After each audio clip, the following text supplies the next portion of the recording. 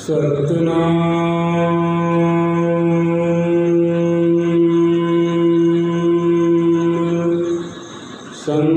पंथ सत्संग वंदना।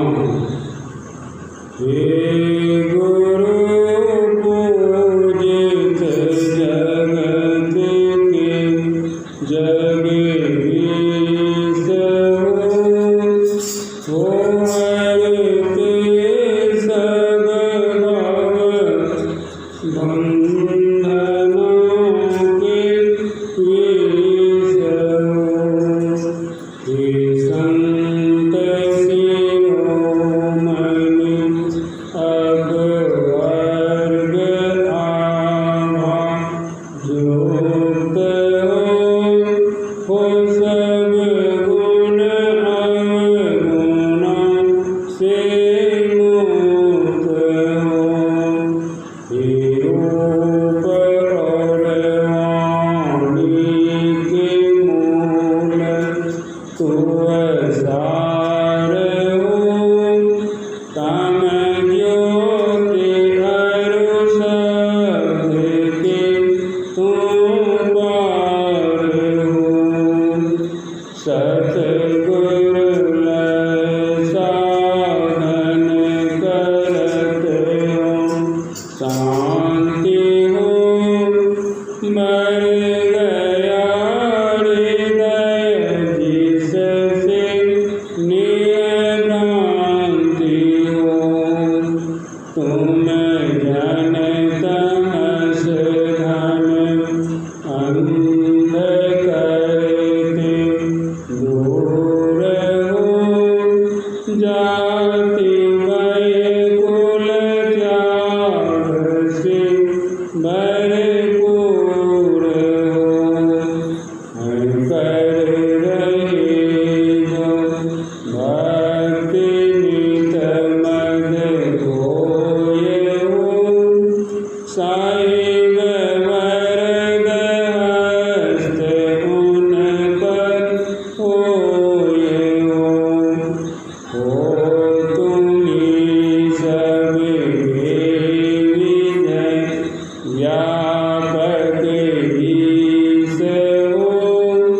जो कोई मुक्ति को चाहे वही देव शीश हो। सतनाम। हे गुरु पूजित जगत के जगदीश हो हरते सब भव बंधना के विष हो। सतनाम।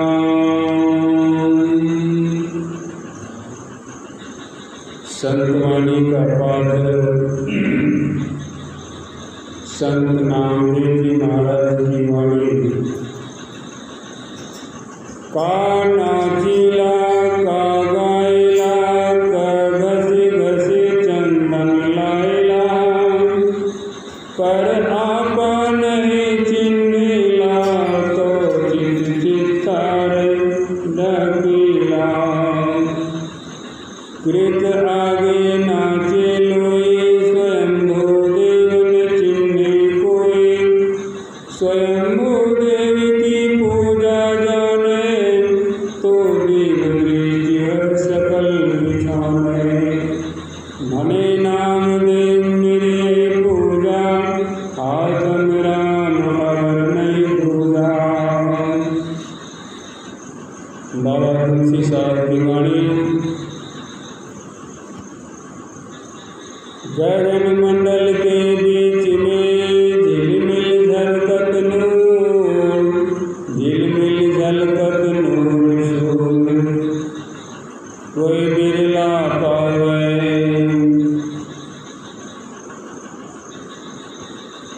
करे तन की खोज करे तत की खोज नहीं 84 आवे। सतगुरु मिले दयाल भेंट सब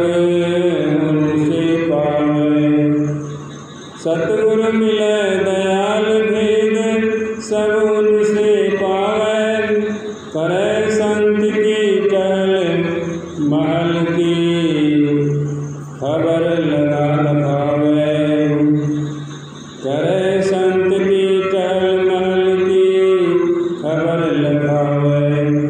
तुलसी मुर्दा सब बने, तुलसी मुर्दा तब बने, तुलसी मुर्दा जब बने, तब पावे गुरुपुर। गगन मंडल के बीच में झिलमिल झलकत नूर। तुलसी मुर्दा जब बने, तब पावे गुरुपुर। गगन मंडल के बीच में झिलमिल झलकत नूर।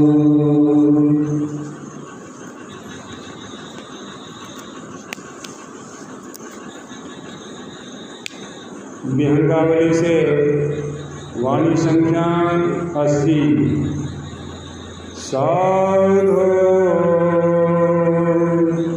सतगुरु संग सुख पाओ,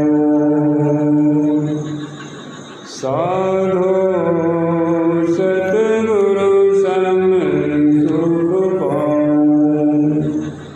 स्यों सुरवाल मुकुट मानुष तन, सुअवसर कारी गवाओ। स्यों सुरवाल मुकुट मानुष तन, सुअवसर कारी गवाओ। साधो सतगुरु समय सुख पाओ, साधो सतगुरु समय सुख पाओ। महाअसुचि शुचि कर संत जन, ताहि शरण चल आओ।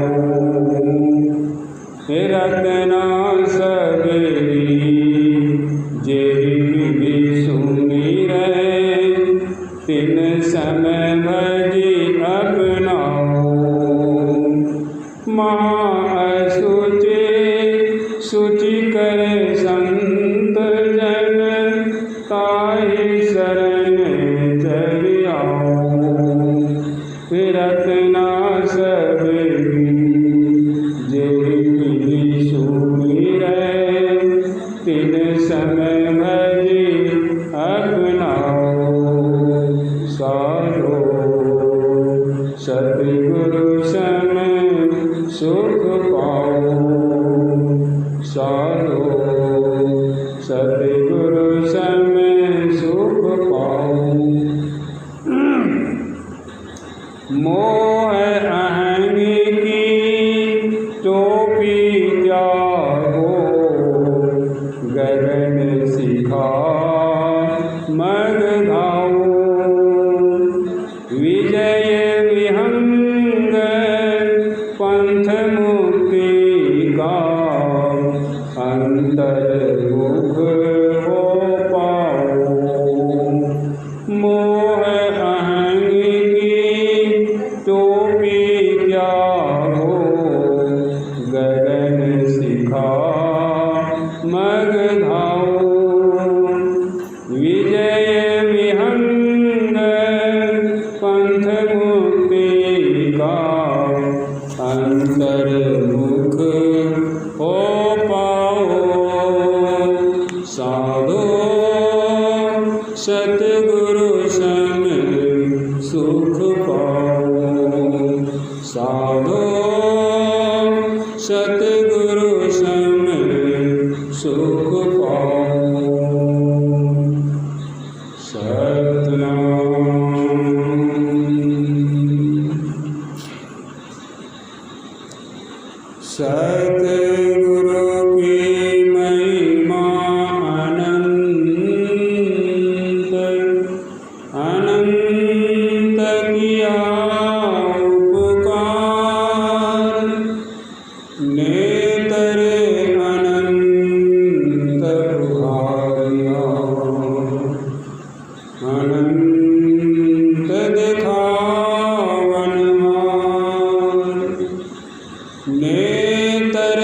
संत उघाड़िया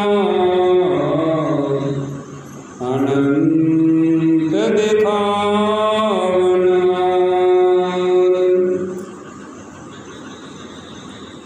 जे सब चंदा उड़वही सूरज चरई हजार ए तो चानने हो गया गुरु बिन घोर अंधार ए तो चानने हो गया गुरु बिन घोर अंधार। संत पंथ सत्संग को सुनने आए प्रेमीजन बिहार राज्य जिला सहरसा के पास में एक स्थान है गौंडगांव महेशी। वहाँ एक संत हो रहे हैं। उन्होंने अपने काव्य में लिखा है, प्रथम देव गुरुदेव जगत में और न दूजो देवा, गुरु पूजे सब देवन पूजे, गुरु पूजा सब पूजा।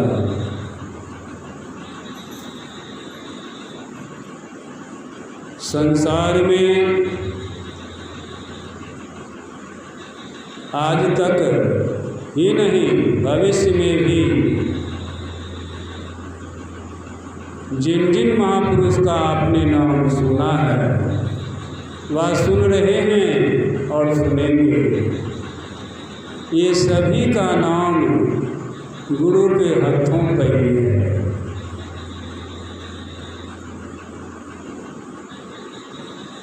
इसलिए हम मनुष्य को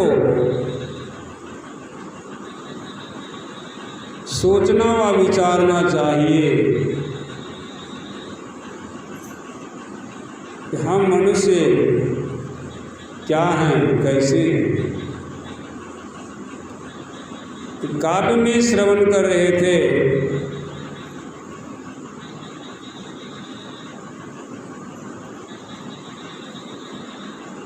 स्यों सुरबाल मुकुट मानुस्तम सुअवसर काहे गमाओ।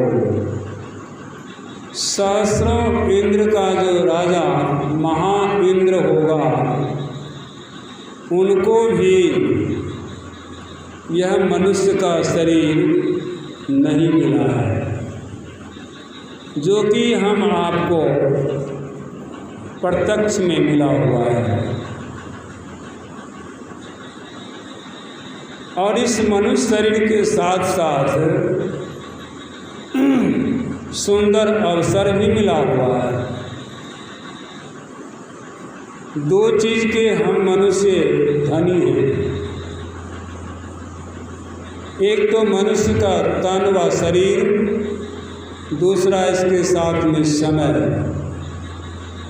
ये दो चीज के हम धनी हैं। और ये दो चीज जिस दिन ये जीवात्मा से छिंद जाती है उस दिन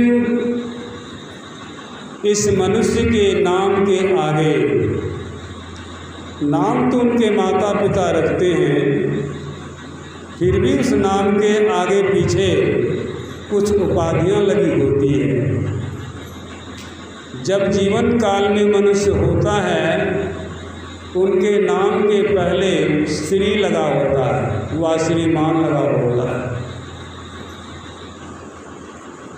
लेकिन जब वह शरीर जीवन समाप्त हो जाता है तब उस व्यक्ति के नाम के आगे देहाती भाषा में स्वर्गीय शब्द लगा देते हैं, परंतु यह शुद्ध व सत्य नहीं है। हिंदी शब्द के मुताबिक उन मनुष्य के नाम के पहले वह निधन लगता है। नहर स्वीकार धन निधन, अथवा यह शरीर और समय छिन जाने के बाद फिर यह धन नहीं रहता है। और इसी के बगल में एक दूसरा शब्द है नहर स्वीकार ध पर रेप नौ, निर्धन। निर्धन का अर्थ होता है जो मनुष्य जीवन काल में है परंतु उनके पास धन संपत्ति, जमीन जायदाद, कोठा माड़ी, गाड़ी घोड़े, पद प्रतिष्ठा ये नहीं रहने के कारण उसको हिंदी शब्द के मुताबिक निर्धन कहते हैं। यह धन तो नहीं है तो हो भी जाएगा, अगर है तो नहीं भी रहेगा, लेकिन यह मनुष्य का शरीर व समय रूपी धन एक बार मिल जाने के बाद फिर दोबारा मिले ना मिले कौन देखा है। लेकिन संतों का कथन है यदि आप सतगुरु के माध्यम से शब्द के डगर को पकड़ लेते हैं तो मनुष्य शरीर आपको रिजर्वेशन कोटा में मिलते रहेगा जब तक कि आप भजन को पूरा नहीं करते। गोया उन व्यक्ति का, उन मनुष्य का अधोगति नहीं होता है। अधोगति से तात्पर्य अन्य जीवा जोनि में नहीं जाता है, वह मनुष्य के ही जोनि में जाता है। और यह मनुष्य क्या है? संतों ने कहा कि जब 84 कटी जावे तब मानुष तन को पावे। इसकी संख्या नहीं है, 84 लाख के बाद एक शब्द आना चाहिए, वह संख्या नहीं लगा है। इसलिए कि यह शरीर अनमोल है, इसका मूल्य नहीं लगाया जा सकता है। इसलिए संतों ने कहा कि साधु भाई, सबों की इच्छा है, सबों के अंदर यह कामना होती है कि हमको सुख मिले। कैसा सुख मिले? लग करके छूट जाए? नहीं। लोगों की चाहना होती है कि हमको सुख लगे तो कभी छूटे ही नहीं, अथवा शाश्वत सुख मिल जाए। शाश्वत सुख तो एकमात्र परमात्मा है, जिसको कि संत सतगुरु ने उस सुख को प्राप्त कर चुका है। उसके सामने दुख नाम का चीज नहीं रहा। इसलिए अगर सुख ही पाना है तो कैसा सुख पाओ? तो जैसा आपके सतगुरु को सुख लगा है। औरों के सतगुरु से आपको कोई लेना देना नहीं है। आपके सतगुरु, व्यक्तिगत आपका सतगुरु को जो सुख लगा है, उस अनंत सत्ता का सुख लगा है, वही सुख के भागी आप बन सकते हैं। आप उनको अपना सकते हैं तो आपको वह सुख लग जाएगा। जैसा कि आगे संतों ने कहा कि महा अशुचि सूचि करे संत। जो इस शरीर में महा अशुचि है, अपवित्र है, उसको पवित्र कौन करेगा? तो कोई महापुरुष ही करेगा। आम मनुष्य तो कर ही नहीं सकता। प्रायः समाज में पंडितों के द्वारा, पढ़े लिखे ब्राह्मणों के द्वारा यह मंत्र पढ़ते हैं और पवित्र होते हैं, परंतु यह कहाँ तक सत्य है आप भी सोच विचार सकते हैं। ब्राह्मण किसे कहते हैं, इसके संबंध में ब्रह्मसूत्र में आया है, जन्मना जायते शूद्रः संस्काराति द्विज उच्यते, वेदाभ्यास भवेत् विप्रः ब्रह्म जानायति ब्राह्मणम, तदोपरांत ब्रह्म विचरन्ति ब्रह्मचर्या। मनुष्य का शरीर तो सबको मिला है, परंतु मनुष्य द्विज नहीं बन पाया है। द्विज बनने से तात्पर्य मनुष्य शरीर तो माता के गर्भ से जन्म ले लिया, लेकिन दूसरा जन्म सतगुरु के सामने होता है।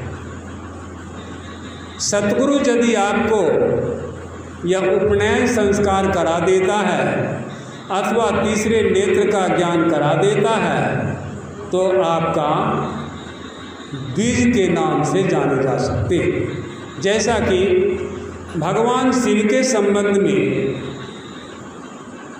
प्राय लोग जानते और मानते भी हैं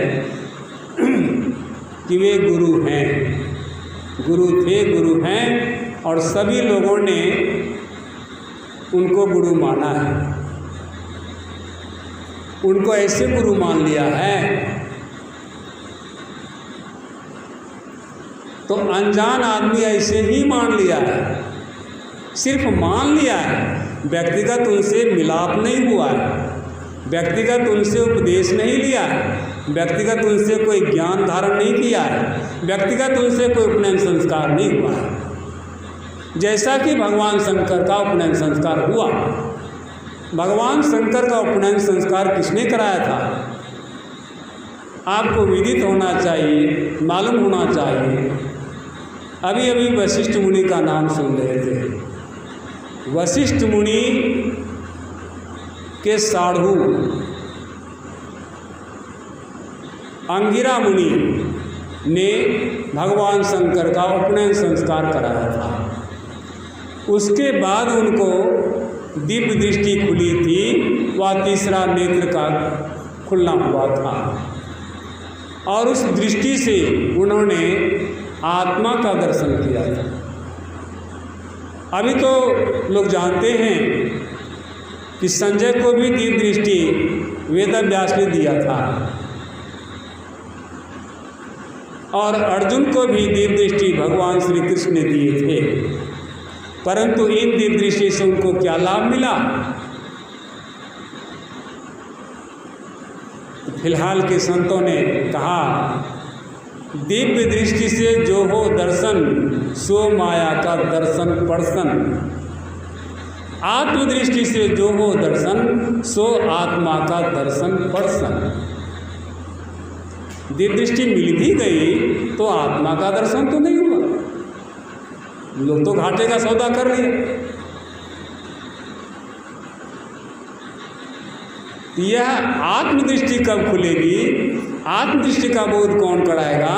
ये जो एकमात्र संत सतगुरु हैं, उनके द्वारा होगा। और वह दृष्टि, दिव्य दृष्टि भी कैसी थी? अर्जुन का, अगर आप कहीं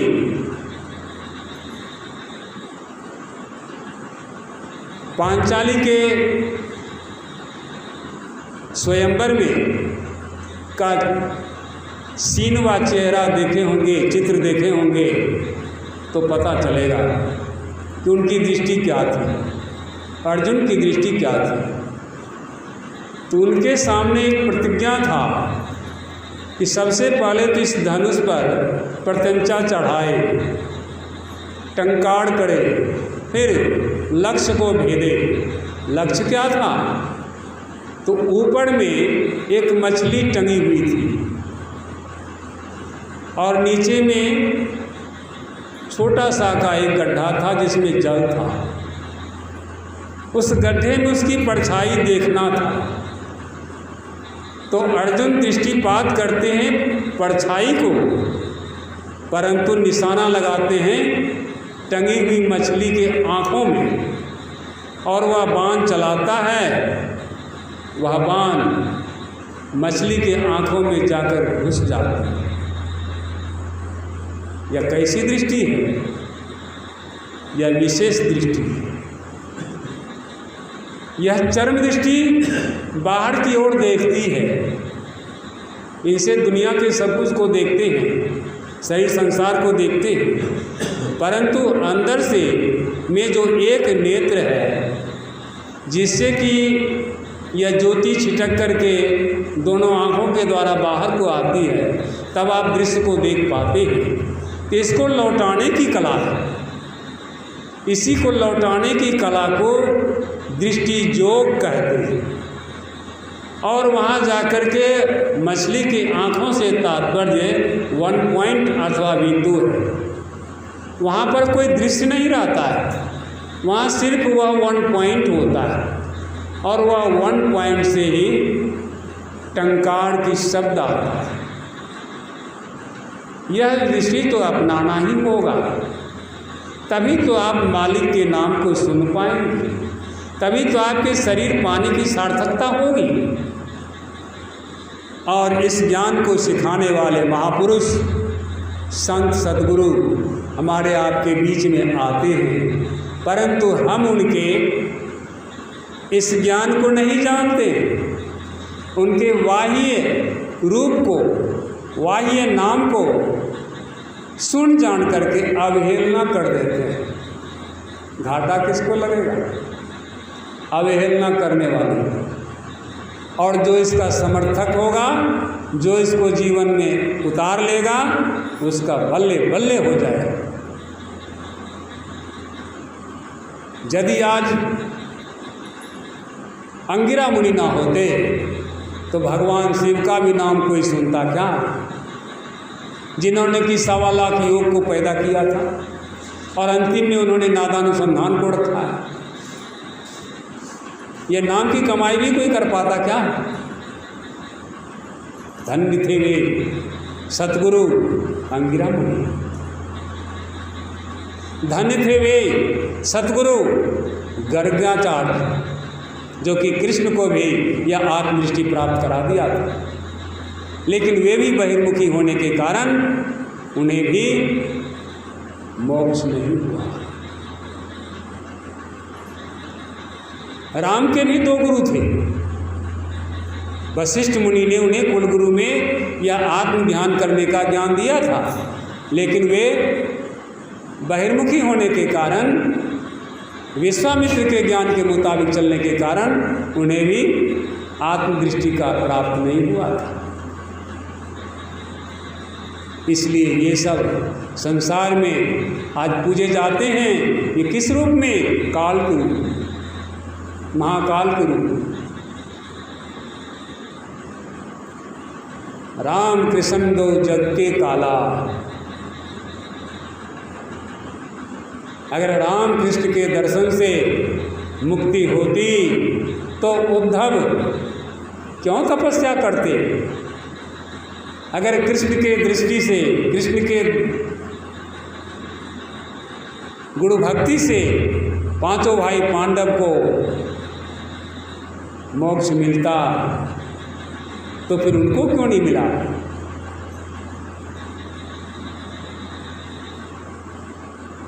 चारों गए नरक को, गए युधिष्ठिर धाम, वह सत्य धाम को एकमात्र गया।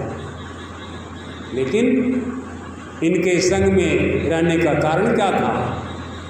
हमारे पूज्य गुरुदेव कहा करते थे अपने उपदेश में कि संबंध लाखों व्यक्तियों से यदि करेगा तू सदा, तो कर्म लाखों भांति का करता रहेगा सर्वदा। कैसे बताओ शांति अविचल तत्व को तू पाएगा, लाखों जिसे बिच्छू डसे कैसे भला सो पाएगा? एक बिच्छू के डंक मारने पर 20 दिन बुखार रहता है, जिसको 1 लाख डंक मार देगा वह क्या जिंदा भी रहेगा? थोड़े काल का मेहमान होगा, मर जाएगा। इसलिए जिसको 1 से संबंध उसको 1 दुख, जिसको 10 को संबंध उसको 10 दुख है। 10 के बारे में उसको चिंतन करना होगा। और जिसको किसी से संबंध नहीं उसको कोई दुख नहीं, वही तो सुखी है, वही तो शाश्वत सुख। सुखी मात्र तो एकमात्र परमपिता परमात्मा है, उसको पाना है। ऐसे पालेंगे। संतों ने कहा जो सतगुरु भय दयाल, ऐसा सतगुरु दयाल हो जाएंगे तो आपको यह ज्ञान उपलब्ध हो जाएगा। कौन कहता है हमारी योग्यता नहीं? योग्यता नहीं तो योग्यता कौन बना देगा? आपको खुद बनाना होगा। योग्यता भी खुद बनाना पड़ता है, तपस्या भी खुद ही करना पड़ता है और अपने आप को पाया जाता है। कर्दम ऋषि का नाम सुना होगा आप लोगों ने। कर्दम ऋषि की पत्नी देवहूति, दोनों के संपर्क से 9 बेटी हुआ था और अंतिम में एक पुत्र हुआ था 10वां, जिसका नाम था कपिल भगवान। तो 9 बेटी के 9 दामाद, अगर एक एक संतान हुआ होगा तो 9 तिया 27 का परिवार हुआ। एक हो गए, 2 हो गए उनके माता पिता, 27 2 29, और 1 हो गए कपिल भगवान 30 परिवार के लोग एक जगह रहते थे। और वहाँ पर भगवान कपिल अपने पिता से कहते हैं कि पिताजी, यहाँ जो रह करके मैं आपके स्वरूप का ध्यान करता हूँ तो मुझे विषय प्रपंच सताता है। अगर आपका आदेश हो तो मैं वन में जा करके आत्मस्वरूप का ध्यान करूं? कि अवश्य पुत्र ऐसा ही करना चाहिए। तब वह कपिल भगवान चले गए वन में और वहाँ वे अपने आत्मस्वरूप का ध्यान किया तो वे कपिल से कपिल भगवान हो गए। आज भी उनके स्थान का दर्शन करने लोग माघ के पूर्णिमा में गंगा सागर को जाते हैं, जहाँ उनका आश्रम है, जहाँ सत्संग उनका जारी हुआ था।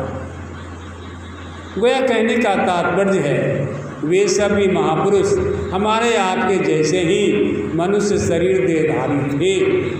उन लोगों ने ऐसे सद्गुरु को पाकर के तपस्या किया, ध्यान किया, भजन किया तो उस लोक को प्राप्त कर लिए, उस अवस्था को प्राप्त कर लिए।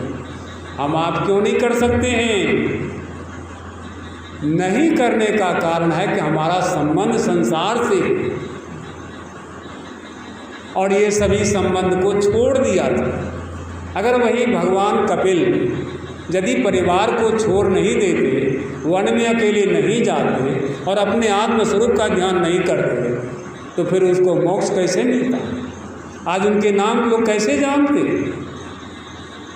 इन सब गुरुओं के होने में मेन मुख्य कारण है क्या?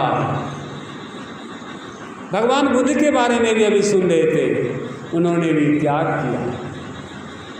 हर एक के पीछे त्याग है। बाबा तुलसी साहब के बारे में भी त्याग है।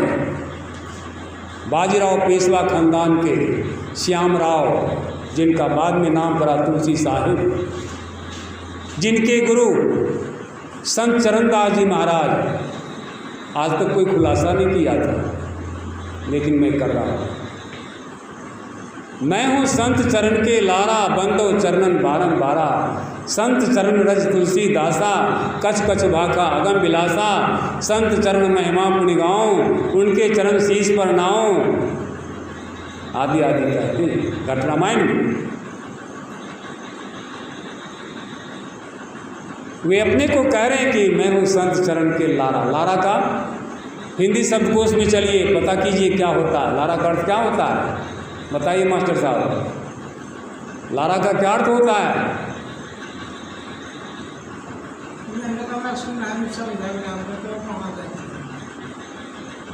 लारा का अर्थ होता है प्यारा पुत्र या प्यारा शिष्य। लारा का ये अर्थ होता है और लारा से ही अभी लाडला बना है। अभी लोग फेसबुक पर डालते हैं लाडला लिखते हैं, ये अंग्रेजी शब्द है।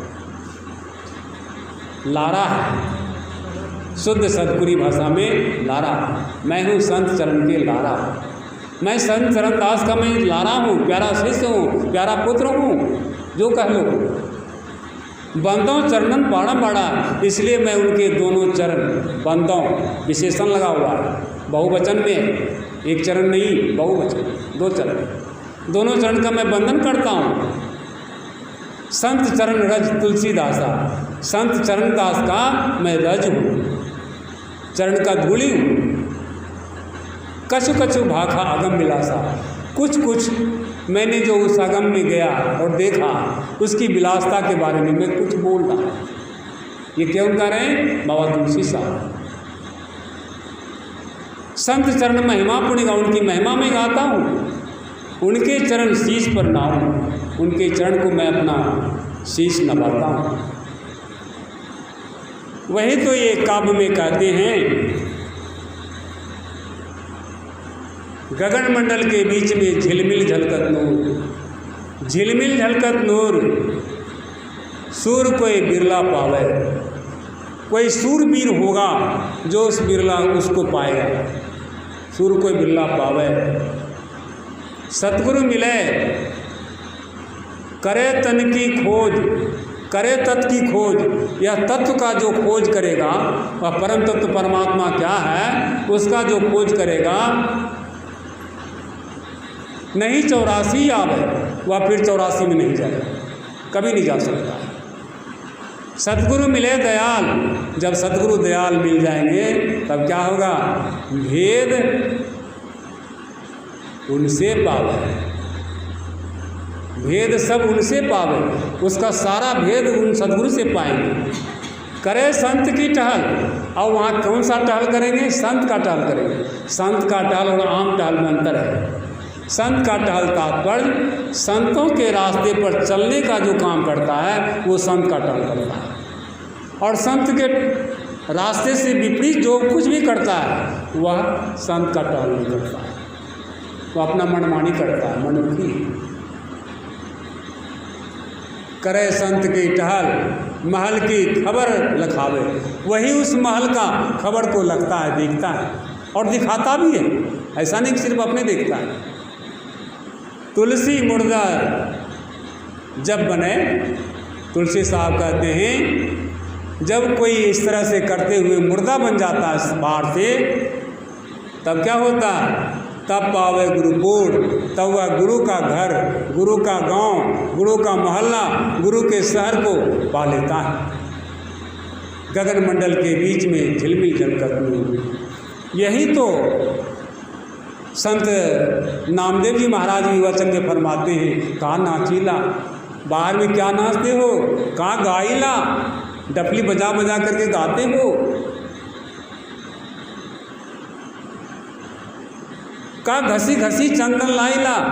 चंदन कीमती चीज़ है, उसको घिस करके मूर्ति में भी लगाते हो, फोटो में भी लगाते हो, अपने कपार पर भी लगाते हो, क्या लगाते हो। इतना करने के बावजूद भी आपा का पहचान नहीं हुआ है। आपा आत्मा हवा परमात्मा, इसका पहचान नहीं हुआ। इसका पहचान कब होगा? कवि ने कहा, बहो बातन याद करी सतसंग बाचत, भीतर से करछी होय जग भर मत हो। जैसे बंध्या गीत गावी पालना जो लावत हो, प्रसव ही पीरा सो तो हिय ना लाहत हो। जैसे मीठे भांडों में ग्वाला चिर राखत हो, खाली भांड आगे राखी घृत जो बरकत हो। विजय विमल संत ऐसे ही राम तो, तिनके तो आत्मा अनुभव सूछल कथो। कभी दोहराते हैं, ये आत्मज्ञान जो है छलकता, कोई बंधिया क्या जाने प्रसव की पीरा, कोई कड़छी कोई छोलनी क्या जाने सब्जी कैसी बनी, दाल कैसा बना, बता नहीं सकता। बहुत दिन पहले मिट्टी के बर्तन में दूध रखा जाता था, दही जमाया जाता था। अब तो स्टील के बर्तन, प्लास्टिक के बर्तन चल पड़े हैं। और जितना देर उसमें दूध या दही रहता था, उस दूध दही के घी को वह मिट्टी का बर्तन सोख लेता था।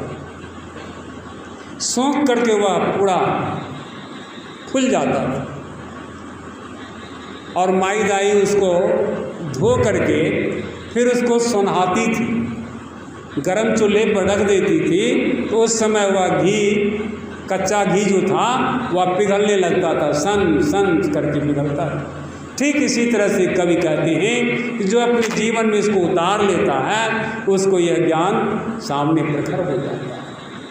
इसके लिए कहीं किताब देखना नहीं पड़ता है, सोचना समझना नहीं पड़ता है, वह तो सोचा समझा हुआ होता है। वही यहाँ पर कह रहे हैं, शौ सुरवाल मुकुट मानुस्तन आपा नहीं चिन्हा। आपा को पहचानिए। कृत आगे नाचे लोई, स्वयंभू देव ने चिन्हे कोई। ये तस्वीर, ये मूर्ति किसने बनाया? परमात्मा ने बनाया है। हमारे आप जैसा कोई कारीगर ने बनाया, मनुष्य ने बनाया। उसी के सामने सिर को पटकते, प्रणाम करते, पूजा करते। लेकिन जिस परमात्मा ने आपको बनाया है उसको तो भूल ही गए। अरे आपको किसने बनाया? आपको परमात्मा ने बनाया है, किसी व्यक्ति ने नहीं बनाया है। कोई कहे, कोई माता पिता भी कहे मैंने इस पुत्र को पैदा किया, खबरदार, ऐसा कह नहीं सकते। ऐसा इसलिए नहीं कह सकते हैं कि बहुतों ने कोशिश किया, आज तक कुछ नहीं हुआ। ये तो परमात्मा की मौज से होती है।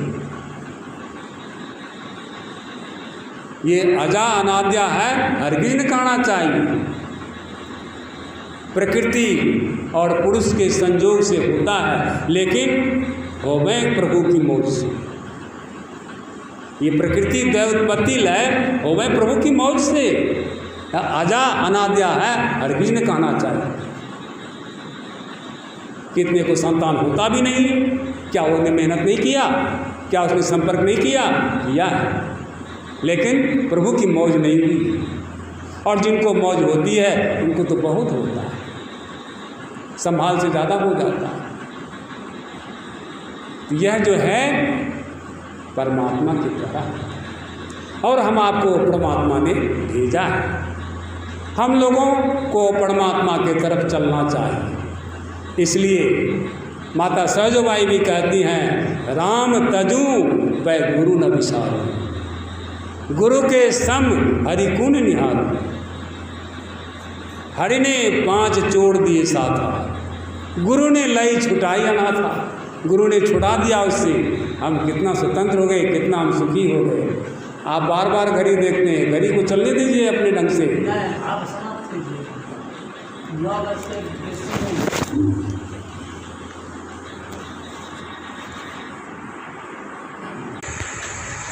आगे कहते हैं, स्वयंभू देव की पूजा जाने तो दीप दृष्टि है सकल पिछाने। यह स्वयंभू देव की पूजा क्या है? स्वयंभू देव की पूजा से तात्पर्य है अपने आत्मा को जानना, अपने आत्मा को पहचानना। उसको पहचानने व जानने की जो क्रिया है, जिस विधि से हम जानेंगे पहचानेंगे, उसको जो करते हैं वह स्वयं का पूजा करते हैं। तब क्या होगा? तो दीप दृष्टि खुल जाएगी, अपनी आत्म दृष्टि खुल जाएगी। तब आपको पहचान में आ जाएगा। दीप दृष्टि है सकल पिछाने। सकल आपका रूप क्या है? आपका रूप तो है नहीं, आपका रूप तो अरूप है। जैसा परमात्मा का अरूप तत्व है वैसा ही आपका भी अरूप तत्व है। उस अरूप तत्व को आप जान जाएंगे। सकल का अर्थ है यहाँ पर समूह, या सकल का अर्थ है स्वरूप। ये दोनों चीज़ नहीं रहता, ये उसका पहचान हो जाता है कि यह मेरा रूप है, यह मेरा रूप नहीं है। भने नामदेव मेरी है पूजा। संत नामदेव जी महाराज कहते यही मैं भजन करता हूँ, यही मेरी पूजा है। आत्म देव और नहीं दूजा, आत्मा देवता के अलावा, आत्मा देव के अलावा मेरा कोई देव नहीं है। मैं किसी को नहीं जानता न मानता हूँ, उसी का मैं पूजन करता हूँ। यही कवि कहना चाहते हैं, साधो सतगुरु सम सुख पाओ। जो सुख संत नामदेव को मिला, जो सुख की हमारे सतगुरु को मिला, वही सुख हमको भी मिले। तो इसके लिए क्या करना चाहेंगे? तो महा असुचि सूचि करे संत जन। ऐसे महा असुचि जीव को भी वह संत सतगुरु सूचि कर देते हैं, पवित्र कर देते हैं। ताहि शरण चले जाओ, इसलिए उनके शरण में चल जाना चाहिए। रत्ना सबरी जे विधि सुमिरे। रत्नाकर कैसा था, सबरी माई कैसी थी, ये सब जो है सतगुरु के शरण में चले गए तो उनको क्या कर दिया? तीन सम भजी अपना। वह भजन करने का जो युक्ति बताया, वही भजन करने का युक्ति अभी के संत सतगुरु बतलाते हैं।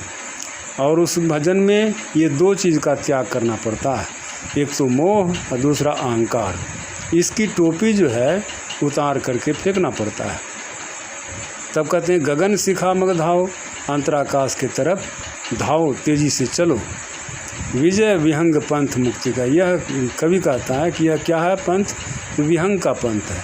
पंछी की खोज हो मीन के मार्ग, ढूंढे न कोई पाया हो।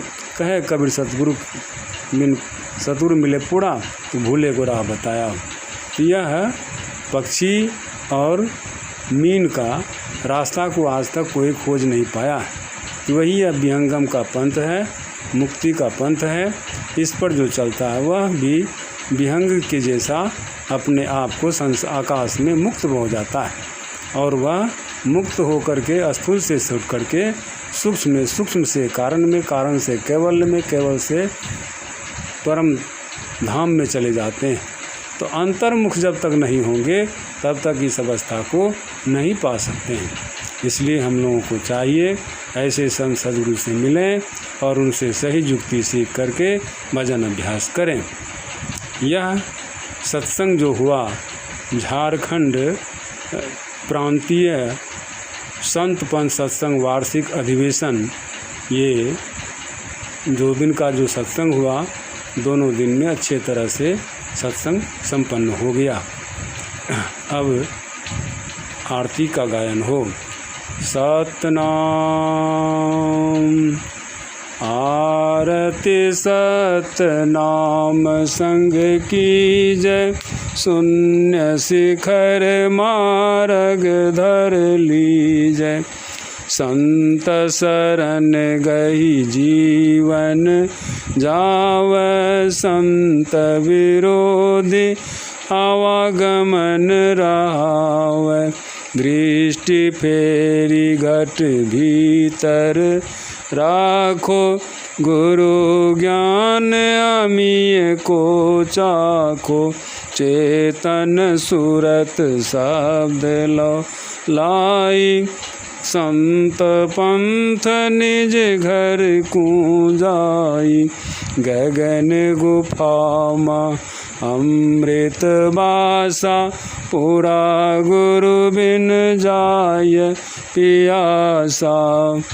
अहंकार से आप सर्वनाशी, विजय वेत विभो अविनाशी। आरती सतनाम संग की जय, शून्य शिखर मार्ग धर लीजय। यह गोड्डा जिला ग्राम मिर्जाचक दहिया मोहल्ला में सत्संग संपन्न हुआ। इसके संयोजक श्री गोपाल पोद्दार जी थे, जिला गोड्डा। सतनाम श्री सद्गुरु महाराज की जय।